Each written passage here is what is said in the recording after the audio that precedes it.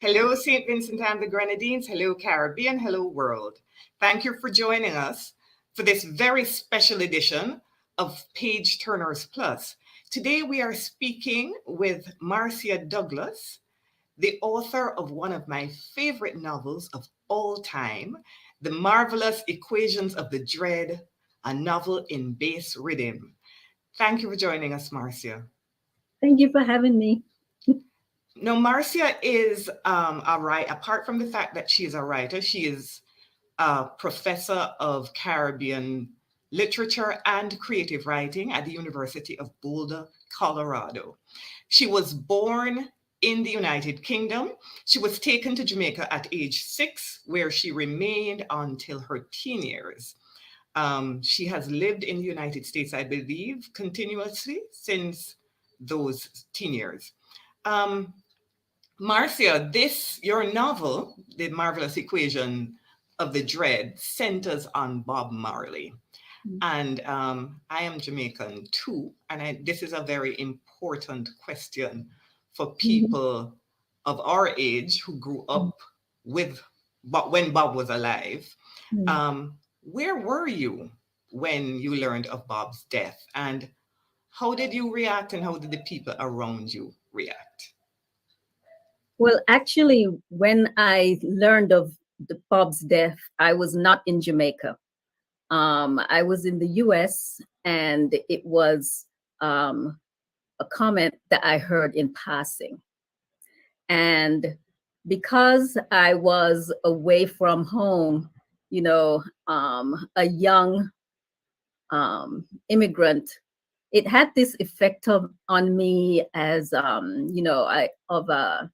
it underscored the way in which I was feeling unrooted, unmoored, homeless even. Those are the sorts of feelings which came up for me when I heard the news. So, because of that, there's a way in which I've always felt that I have unfinished business with Bob.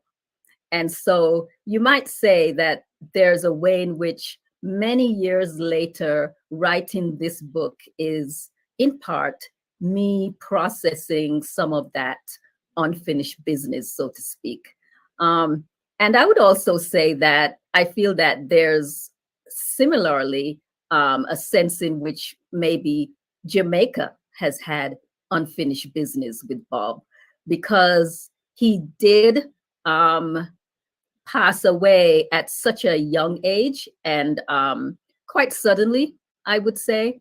And so there's a lot there for us to look back on and to retrieve and to process. And, there's something of the imagination and creativity which allows us to do that. Well, I can say I remember exactly where I was Really? when I heard it. And I think most people our age remember exactly where they were. I was in school, and when we heard the news, because I don't even remember how we heard the news, but the news spread across the school. Yeah. And for the first few minutes, we walked around looking dazed. And then somebody started singing, and the entire school erupted in song. Wow. So that is why I know the kind of impact that news had on people our age. Right. Yeah. I'm going to invite the rest of the panel to come in. Anybody with a question, Could you tell Yeah, me? I just have a question based on what Marcia just, I hope I could call you Marcia, just mentioned. She said that she felt that Jamaica had unfinished business with Bob.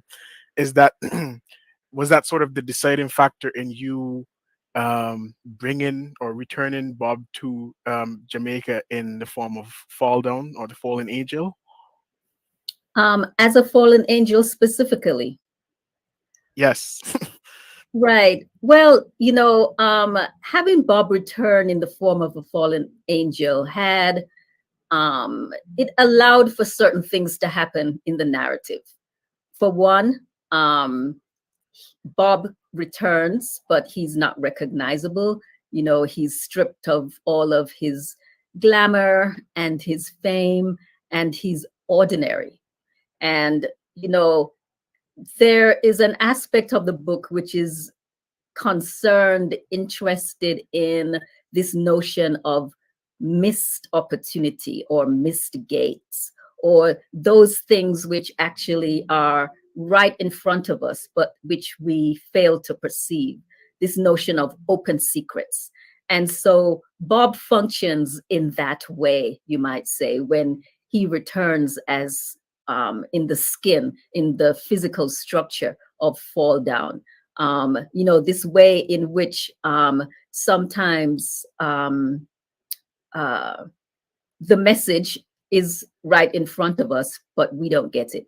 So it allowed for that to play out in the narrative, with using Fall Down as this homeless person, somebody nondescript and simple and who could very easily be overlooked. And also from Bob's perspective, it allowed him to look out on this evolving and modern Jamaica, without, almost in this invisible sort of way, and to observe what's unfolding. May I have a follow up on that? Yeah, Yeah. Uh, and this comes from the what you just said about the evolving yeah, Jamaica. I was interested in the way that Bob coming back in the body of Fall Down, yeah. how he was perceiving dancehall, How he was and perceiving what? yeah, how he was perceiving dancehall Oh, yeah, as a music. right. And for those of us who are interested in music and know a little bit about the history of music, Yeah, I mean, dancehall is a derivative yeah, of reggae. It's yeah. interesting that Bob wouldn't recognize it as so. Could you comment on that?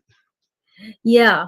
Well, I'm trying to trace something of the way in which music has evolved from maybe Bob's time until more recent times.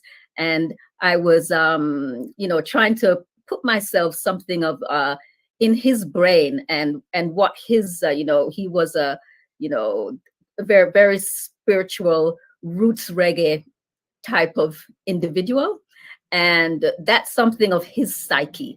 And so I'm putting myself in his mind and his concerns, and what he was immersed in, obsessed with, um, and thinking about the ways in which maybe he might react to how music has evolved and changed, or the way in which maybe certain musical styles have come to be more emphasized over time. I don't know if I'm answering your question. No, That's that's good. I just want some insight Yeah, because I thought that was really interesting. Right also on. on this subject, sorry, of music, since we're there.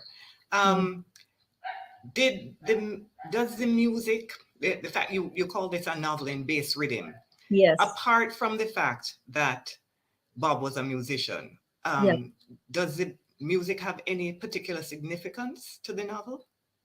yeah, definitely. Music is everything in this novel. Music, the bass rhythm, has the power to call back the dead.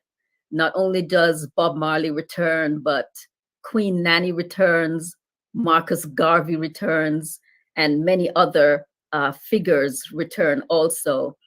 Some famous or not so famous, but this is a fabulous, fabulous world.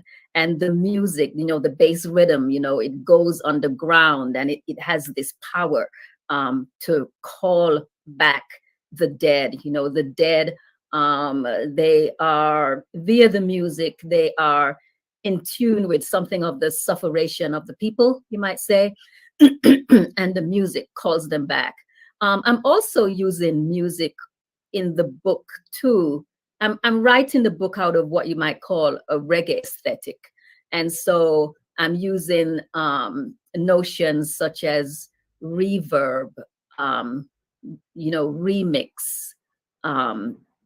version, echo, as literary devices or as structuring devices in the novel. So, for instance, I'm using version to as a device in which there are stories within stories, and there are different ways of telling stories. There are different versions of one story. The novel also has what I call a dub side. And I always think of music as dub music as something which is, it has this sort of trance-like effect. You listen to it and you can go into a zone. And so it felt to me that the dub side would be a perfect space, a space of spirit. And it's also the space in the novel where Selassie and Bob Marley meet in the afterlife. And then, I'm also using something such as reverb. And a good example of that, I would say, is the word mama in the novel, for instance. There is this story of a slave child who calls out mama, just as her mother is being pushed into the Atlantic. And that word mama reverbs throughout the novel all the way until the very end, when Angela calls out mama. So those are some examples of some of the ways in which I'm using, these. I'm using reggae as something of an aesthetic, and I'm using something of the structures and of reggae to organize the novel. So, and then of course, I'm also interested in how reggae comes to be intertwined and in conversation with Rastafari, and how that informs something of the world view of the book, thinking through Zion and Babylon and so on. So in answer to your question, Paula, reggae is the world of this book. Tessa Thank was you. trying to come in. So No. This is such a wonderful, rich conversation. Thank you so much. I'm kind of bouncing off that conversation, but also something you said slightly earlier. In the novel, one of the people you call back is a woman who can't remember her own name, who's one of the forgotten women. Right. And it was such a powerful moment, because obviously there are the most of the women in history are the ones that we forget, right? It's the women that aren't princesses or queens. They don't live in fancy places. Their memories are, and their lives are not recorded particularly well. So for the woman to forget her own name, I just thought was really captured that, right? We're so forgotten that even we don't know our name.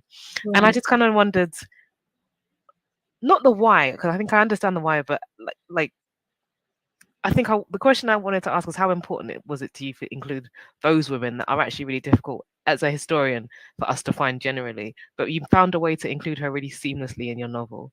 And I just wondered why that was so important to you. Yeah. At the center of this book, Bob is often seen as the center of the book, and he's this famous icon. But there's also a way in which I wanted to render the book equally the domain of other voices as well, particularly women's voices. And you bring up the woman whose name can't be remembered. She's one of them. And, maybe people who didn't necessarily make history, but they're very much a part of our identity and our history. I would, Lena has a name, and she's one of them. I would put her in that category also. She's a fictional character, but it felt important to have a woman in particular as something of the axis of the book. And there are other women too, such as the one you mentioned, the woman who can't even remember her name, who swirl around her as well as a female figure in the book. There's also Sister Vaughan, and there's Angela. They're the three Nyabingi Rasta women drummers as well, Morva, Willa, and Dawn. All of those I see as anchoring the book. And it is as much their story as it is Bob's story. That felt really important. Lena, she begins and ends the book, and it felt important to begin and end the book via something of a woman's perspective. So that's how I'm working with the women figures. Was that more than your attempt to be inclusive, or was it more a pushback against patriarchy? Yes, definitely a pushback against patriarchy. And I feel that Lena as a character, she often challenges Bob. They have this sort of light flirtation going on between them, but she also pushes and picks at him as well. She says, don't think that every nice girl wants you, that kind of thing, and she questions, some of the assumptions that he makes. And as I said, there's a way in which this is really her story, because even though we get Bob, often it is via her lens, and she controls the narrative. A lot is sometimes said of Rasta women and the place that they hold, and it really felt important to portray her as this strong Rasta woman who is in control of the narrative and who guides it in many ways. So that was something which was very decided on my part. And if you follow the other female characters in the book, you'll also see that it is a young girl, Tensi, who takes the drum and the lead in the spirit yard. And at the end of the book, it is also a young girl who throws the first stone at the clock. So all of those decisions were very important narrative bits and pieces that I put in place there. I think there was a certain magic in recalling, I think, the voices of women in a space that, like you say, looks on the surface to be dominated by men. You've got some huge iconic characters in this book. You have Marcus Garvey, you have the Emperor Haile Selassie, you have Bob Marley. Which woman can compete with any of them on the world stage? But yet somehow you found a way to do that. And I think it's remarkable that amongst the characters that you draw, you also have space for the women that we don't know their names and we possibly never will, but who I think I would argue do make history. I think that's kind of what's interesting about the woman whose name we don't remember. Yeah. Because actually, it's the women that we don't see behind the scenes who are often shaping the events that we hear of, that make those other big things possible. Yeah, definitely. Yeah. Sorry to cut you off. Go ahead. No, I think that's why it's so special what you do, because she comes back when the other ancestors are coming back, and she doesn't know her name. We don't know her name, but we know that without her, none of the rest is possible. Right. I think, and so it's wonderful that you've done that, and thank you for kind of explaining why. Well, yeah, thank you for that question. That woman, she talks about how she has cooked and planted and sown, and similarly, there's Queen Nanny. I want to mention that as well, who is a big part of that whole spirit yard dialogue.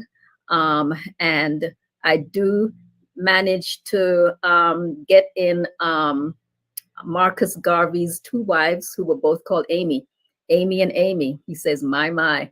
And so, I don't go off into their lives, but it felt important to mention the Amy's behind Marcus Garvey. Then And there was this, sorry. yeah, Rita is there too. Yes, she Yes. is. And even a character who looks like somebody who was a beauty queen. But anyway, Yeah. I wanted to mention that one of the powerful moments, the more powerful moments in the novel, was that exchange between Bob and Lena, where Mhm. Bob says, "What if God is a woman?" And Yeah. Lena says, "She is." Yeah. So just, but since we're on Lena, how important was Lena's deafness to the creation of that character? Um, well, Lena's deafness, in a novel which is so sound aware, Lena's deafness comes to be emphasized. And the way in which I'm using Lena as a deaf woman is that she doesn't hear the music in an auditory way, but she feels it, and she enables us to understand or overstand, higher stand that music is something which is not just heard, but which can be felt in every fiber of your being. That's how she experiences music. There's this moment when Bob is singing and she puts her hand on his chest and she feels the music, and she says that it was the most irritating. And so she experiences music in this very sentient way. um the other thing about Lena is that she is deaf, but she finds ways to survive and she finds ways to innovate as well.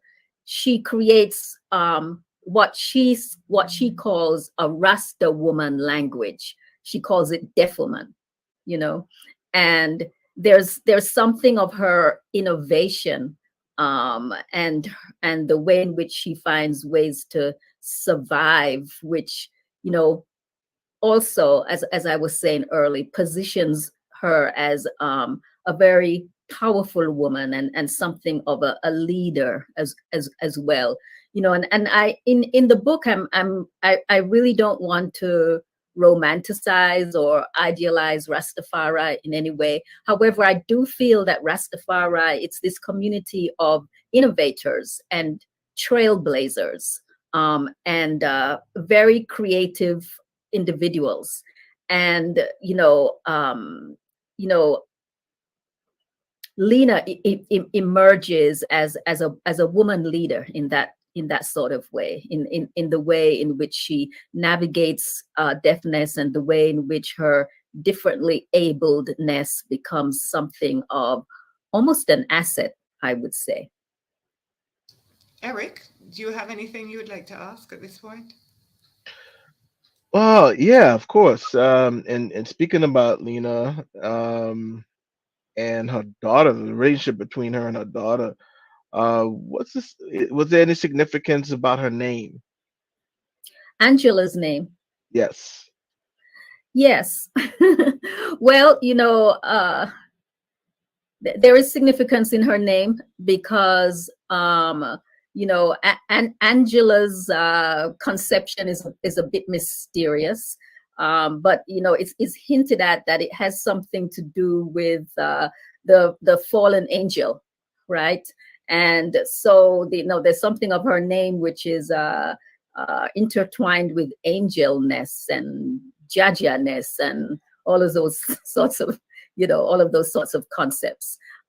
So Angela is something of a gift, and she's also a representative of the youth, of which the novel is so very concerned, Okay. Thank you. and therefore the future.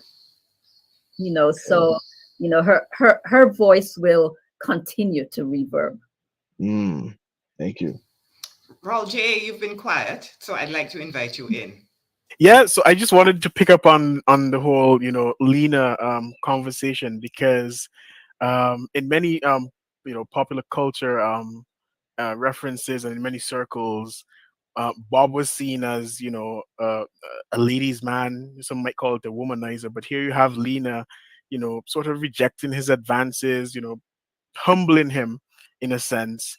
Do you think that was sort of a deliberate on your part to make it seem like, you know, it's not every woman that he could have gotten, or there are women who are out there who could resist the temptation? Was there like a political statement in that or anything like that? Yeah, I would say all of the above that you've mentioned, you know. Again, I wanted to, you know, Bob, I wanted to decenter Bob a little bit, right? And and Lena, with her character, her personality, her questioning, she enables some of that to happen. Yeah, so she helps us to, you know, I didn't want to bring Bob on the scene as this star, you know. um you know, whether he's in fall down skin or not, you know. I wanted it to be a space where maybe we could critique him a bit, right?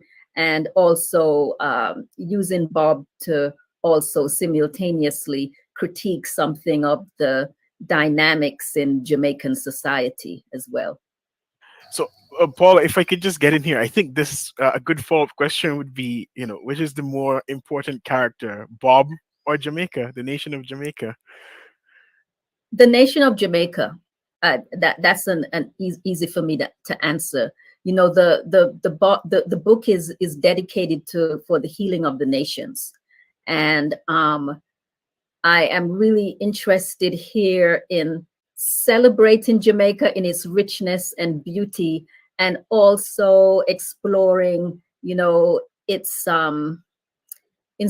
exploring its suffering and its struggle as well, and not only that, but also exploring solutions too. So for the healing of the nation, I'm reaching for solutions, and one of the solutions that the novel puts forward is nurturing the youth. Nurturing the youth. The youth are the hope for our future.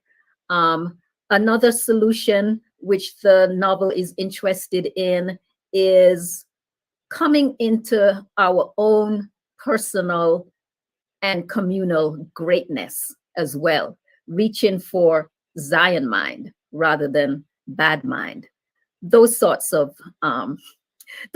solutions. You know, I think that it's easy to write a story that, you know, simply, you know, explores the violence and the poverty and the distress and all of that. But I wanted to do that while simultaneously bringing into the conversation the ways in which we can dialogue and heal as well. And so it does land very decidedly on this invitation to embrace and nurture the youth in particular. Would it be unfair of me to suggest that another solution that you propose through the novel is reaching backwards as well as looking forwards?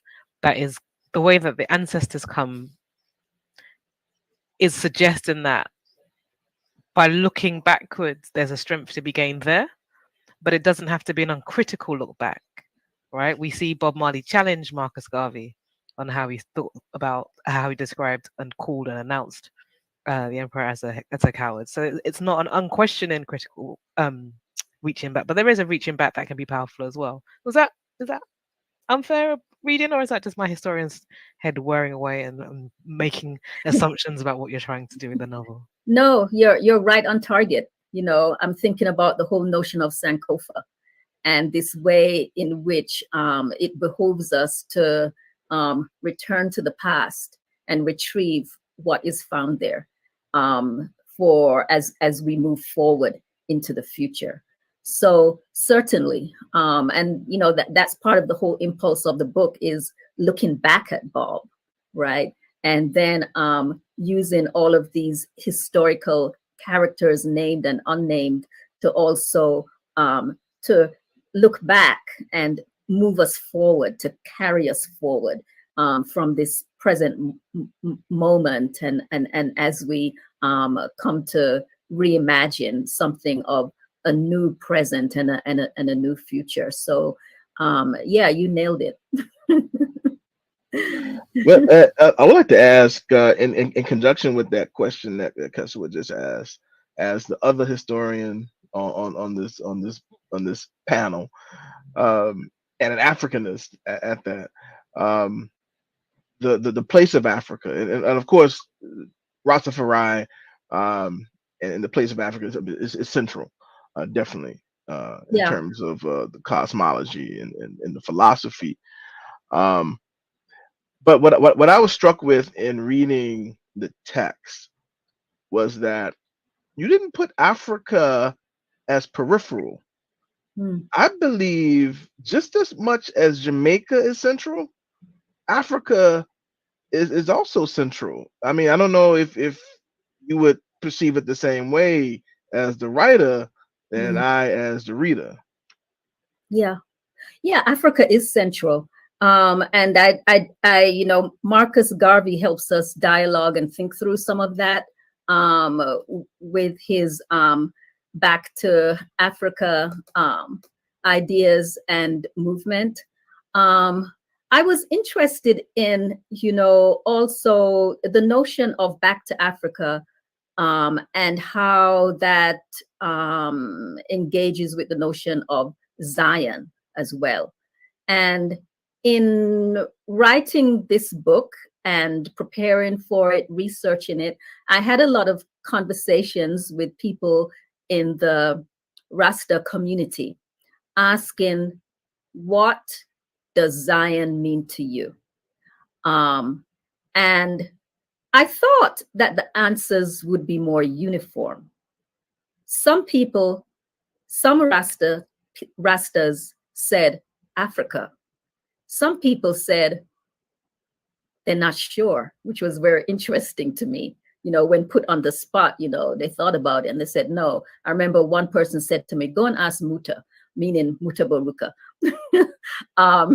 And, you know, but the responses that really resonated for me were those responses which were along the lines of Zion is both a physical space and a spiritual space. And this is really what the book is concerned with, is this notion of Zion as being a spiritual place as well, this spiritual Africa, you know. So there is a physical Africa that one can return to, but there's also the notion of a spiritual Africa as well. And to me, that felt the most powerful and also the most readily accessible and also the most healing as well. Because many of us will never make it back to a physical Africa as such. However, there is this way in which we can transcend. We can move beyond some sort of whatever limitations we have and enter into a spiritual Zion. So that might be why you might not experience Africa as a physical place as necessarily centered within the novel, because I'm interested in expanding that and transcending beyond that notion to something else also. There are three characters in the novel, three of the children, aged between 10 and 11 years, who commit shocking acts of violence. Yeah. And Bob approaches them in very much the same way he approaches the children who are just ordinary children who don't do anything extraordinary or atrocious. And he says to these children, you're young enough to know better. Could you talk us through your thoughts on just that? Yeah. I think the passage that you're referring to is, I think it's called Lane or something like that. Yes, yes. Right. Lane Yeah. Youth. Lane Youth, right? And Lane Youth, it's this segment where, you know, there are these young boys and they've committed other atrocious acts, but in the present moment of that passage, they are scheming to commit some violence against a young girl. Bob intercedes, and that's when he makes that comment, you're young enough to know better. And by that, he means that as youth, they are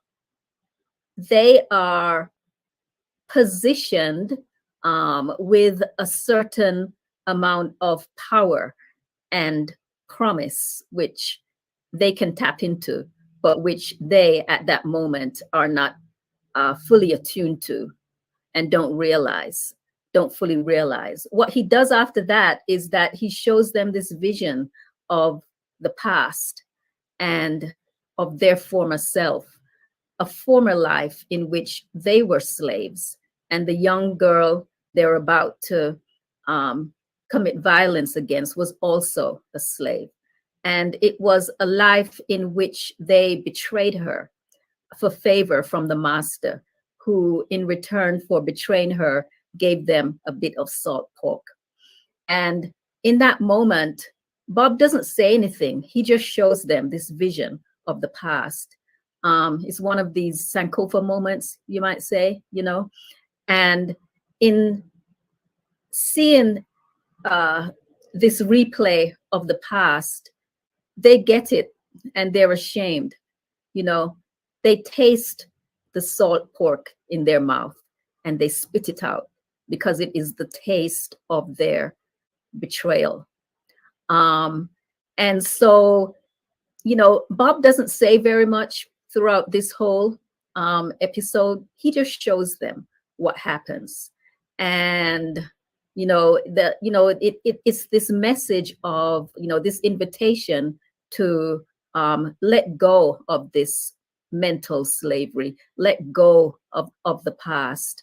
And likewise, again, see what is found there and move forward with more self-awareness and enter into a greatness. So that's what I'm trying to do in that passage, just via the vision of the past and the replay of the past. Roger, I'm going to invite you in because I haven't heard a lot from you today.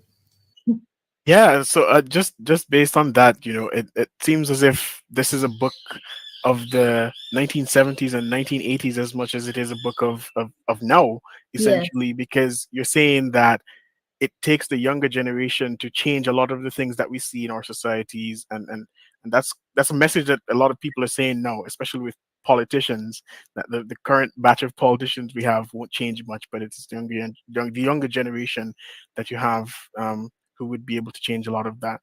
But I just wanted to ask another question. So the Angel's Ledger book says, and I'm quoting here, sanity can be both asymmetrical and symmetrical. Likewise, madness can also be both asymmetrical and symmetrical. Two related sides of different tunes. Talk us through these ideas. Yeah, that's a very fall down quote. He likes to run in circles a little bit. And from the world view of fall down, symmetry is equated to sanity and asymmetry is equated to madness. And he is aware that symmetry is something in society which is valued, right? It's a certain aesthetic, you might say. And so in that quote that you're using there, it's another very convoluted, roundabout way of saying that we actually need a little bit of madness in our sanity and a little bit of sanity in our madness. And, there's something of the asymmetry is also another aesthetic that I'm interested in exploring as well in my creativity, where I'm interested in chaos, but you do need to bring a little bit of balance to the chaos as well. I'm interested in mashing things up a bit and making them more edgy and deviating from the streamlined, and with experimenting with a narrative and with a creative space. So I'm very much interested myself, like Fall Down, with something of an asymmetrical aesthetic, which feels a little bit mad and out of control at times. But I feel that that's where, you take some risks and where something very interesting can emerge. I just want to go off on a little tangent here because I don't want us to lose time and not get to it, because one of the characters I found most fascinating was Red Air, who only makes cameo appearances in the novel. Yeah. And she says she spells her name the Jalexic way. Now, my interpretation in the non-Jalexic interpretation of the spelling of her name is that her name translates to reader. Yeah. And what fascinates me about her is that she is completely unmoved by Bob's approaches. And she also doesn't change. Everybody else ages each time Bob comes out of the clock, but she never ages. She remains the same. Yeah. And he also leaves His Majesty's ring with Red Air. Yeah. So tell me about Red Air, because she only made some cameo appearances, but she's fascinating. So tell me about that. Yeah. Well, yeah, she is reader. And she's unchanging. And the fact that she's unchanging means that each time Bob comes out of the clock tower, she's the one, as you say, who never ages. She might have different clothes and hair, but she's always the same age and always reading the book. The fact that she never changes means that there's a way in which she anchors the book. She's something of this touchstone, you might say. The thing that always reminds that, okay, things have changed, but yes, this is the same place. So that's one function. So she's a device in that way. But as you say, she's not particularly moved by Bob. She's in that way, she's akin to Lena in that she's not starstruck by him. She's like, I'm reading my book, even though he's in it, but she's really wrapped up in the book. She's more interested in the book than she is by Bob, who is physically right there, even though he's in the book. So, she's very engaged with the book. She's, I also mean to say something about reading as well in this sort of meta way, about what it means to engage with a book and something of the power of literature as well. So that's me sort of sliding that in there just a little bit. The fact that she's wrapped in the book and engaged with it. But Red Air is also reader, and I'm also engaging with the reader as well. And in the end, she is given the ring, and which is to say that she too is she's invited to engage with the ring and with its power, and something is being invested in her. She has a certain responsibility ultimately at the end, if that makes sense. It makes perfect sense. I'm Yes. sorry, but we have run out of time. You are going to see Marcia reading a pre-recorded excerpt from the Marvelous Equations of the Dread. Until we see you next time, take care. Thank you. Thank you for being with us, Marcia. Thank you. I am reading from the Marvelous Equations of the Dread, the section Boy with a Water Gun in His School Bag. There are many child voices in this novel, and this is one of them. See me here standing at the bus stop, and I don't really want to go to school because I was too hungry last night to study my 7 times. And today, Miss going to make us recite it. Government say not to beat us, but Miss have a ruler. And sometimes if you don't careful, you feel it sting your shoulder. I have a play gun in my school bag. It look real, and come recess, I going to shoot myself with it. Anyway, I standing at the bus stop thinking on the gun, when a man bent down and start clean my shoes. Quick time I move and say, what you doing? And he say, just cool. And he take out a brush and start shine my shoes. Same so, like it's that he born for. He look up at me and say, 7 is a number in arithmetic. And it's like he read my mind and know all my worries, just like that. The brush have some bristles that massage under my skin. And he shine and shine, and I don't want him stop. For each time he move the brush is like me make from the number 7. Every little bit of me come in 7s. 7 is the number of greatness, him say. And me feel the number 7 just a multiply inside me, past 7 times everything. And it's like me going on too. The numbers can't stop. No end to the number 7, no end to my greatness, and ever sound that tremble like an electric guitar string. 7 is the number of greatness, the man say again. You feel how great you is?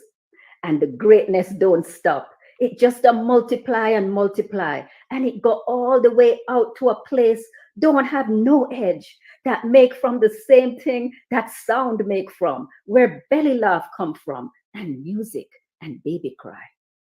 I start to cry too, and the cry turn into a laugh, and the laugh can't stop. It just multiply like the 7s. And when the man finished shine my shoes, the little maps at his ears jingling on and on like a dub thing, and he say, that's how great you is.